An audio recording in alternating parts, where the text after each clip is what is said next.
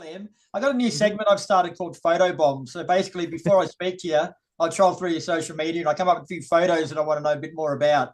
Sure. But your ones are all pretty good. There's nothing too embarrassing in yours. But we'll start off on this one, man. This is obviously from a recent tour, Oh but yeah. what a great photo. Yeah. Shout out to Ophelia. She captures these moments so naturally and so seamlessly. So yeah. Where You were want to you know there? what was going on in this picture? Where were you? We were on our drive. So we had landed in LA. We picked up our RV, which you can sort of see in the foreground there. And we were on our 4 day trek to Minneapolis, and I think where we are there, I'm trying to think now because it was really early on. This was like one of the first 2 days, first 2, 3 days into the tour. We hadn't quite hit snow yet, and we are parked outside a gas station. And I don't know what we're doing. I think we're having like a food break or a snack break or something like that. So Indy and I, we bought a Vortex, from Walmart, and that came with us every day of the entire tour, and it actually became a real good sort of icebreaker piece for us and the rest of the bands because all the rest of the bands wanted to get involved in a bit of game of catch. But yeah, you're at the moment sort of seeing the moment where Indy's about to catch one of my throws. Um, so yeah, That would have been awesome too, because it's your game and your throw thing. You could have yeah. set the rules, and every band had to do what you said. I'm trying to think where we are. I think we might be in Arizona in this photo. I think it's somewhere near in the desert. It's sort of in the sort of the south in the middle. Would have been a great experience driving across, though, bro. Oh, absolutely. I absolutely love it over there in the States. And it's interesting because I think about how America and Australia, like geographically speaking, they fit into each other. Like they're very similar size landmass. Yeah. Um, which you wouldn't think. You'd think that America was so much bigger, but it's just the population is like what 500% more. Like it's A lot they've more. got like 360 million, and we've got 26 million or something like that. So it's like it's I don't know. Don't check the math on that, but it's yeah, it's I a can't lot even count that different. high, mate.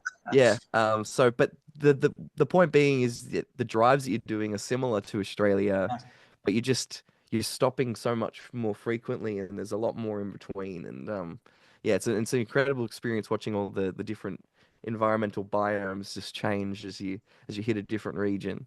Yeah, wow, that's cool. And the second one I've got for you is this one, bro. Like, do signs like this actually work? Like, do you ever read them and do what you're told? I think I'm trying to recall. I think that might have been a show where we actually did play trenches. But was I it think it already on was the one of set the. list, or did you do it for that person? Uh, I think it just so happened to be in the set list, but normally for those that are thinking about bringing a sign to the shows, it generally doesn't work. It generally doesn't work because we've got usually a set time, and we've filled that time with songs. Oftentimes we don't have enough time to fit in all the songs that we want to play.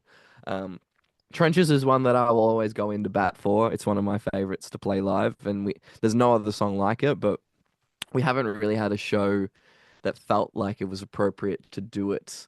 Maybe this last Make Them Suffer tour, but the guys were making an argument that like, oh, maybe it's not quite representative of what the rest of our sounds like. So Okay.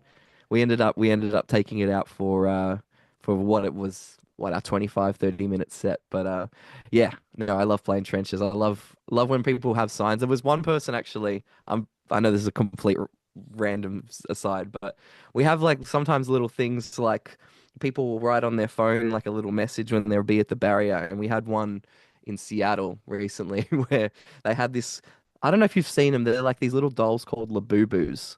They're like little monster things. They're like these little soft toys. They you can get them at like those Pop Mart sort of spots, little Yeah. figurines. Anyway, they're very incredibly rare at the moment. And someone had brought one, and they said, "Can you perform the wall with my Labubu?" They'd written it on their phone, and I was mid performance, and I just grabbed it and I started doing all these kind of crazy things with the doll.